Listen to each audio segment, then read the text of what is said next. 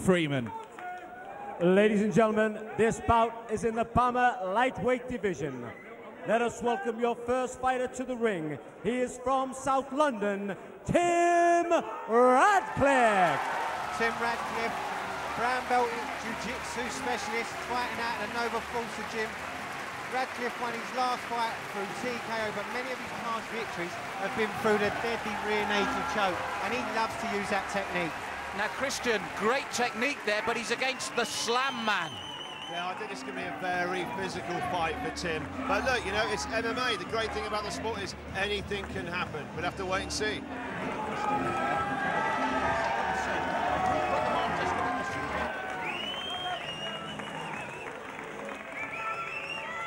Now let us welcome your second fighter to enter the ring.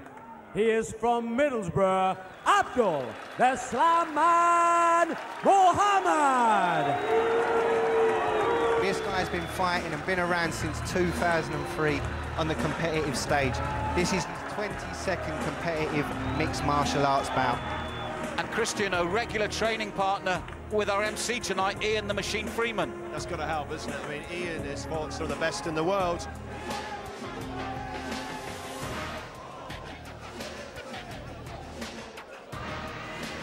Look at the development in Abdul as well. That is a seriously ripped guy. He looks bigger than his weight. Ladies and gentlemen, please welcome your fighter in the red corner. He weighed in at 70 kilograms. He is fighting out of Team Nova Forza and is from South London. Let us welcome Tim Radcliffe.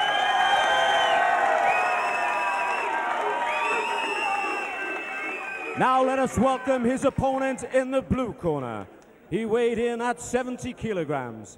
He is fighting out of the Wolf's Lair MMA Academy from Middlesbrough, but he is representing Afghanistan. Please welcome Abdul the Slam Man Mohamed.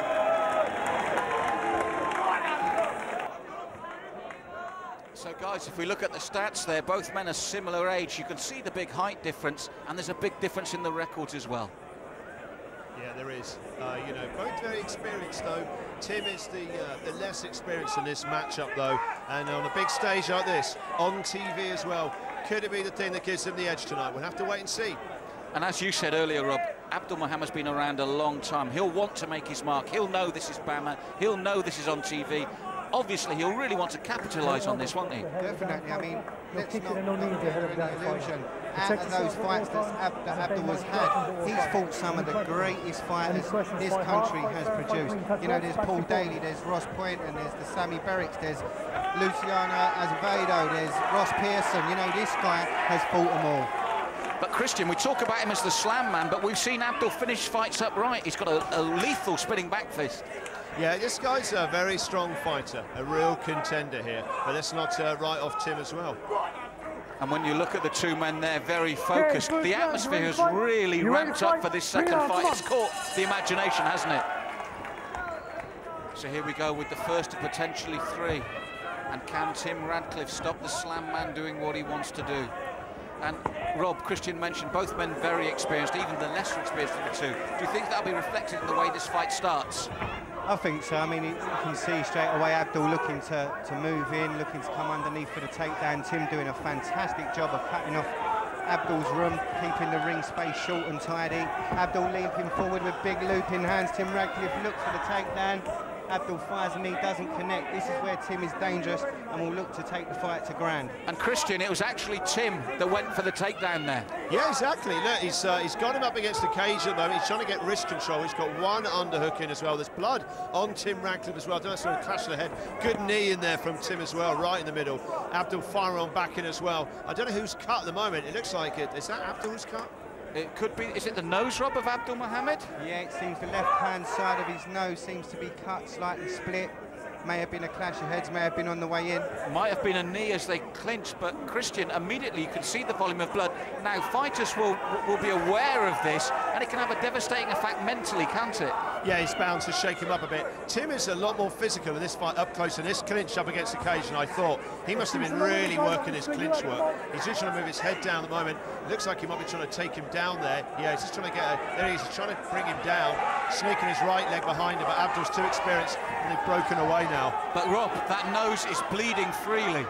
That's right, there is a lot of blood coming from it, and it'll only spur Radcliffe on, I'm sure.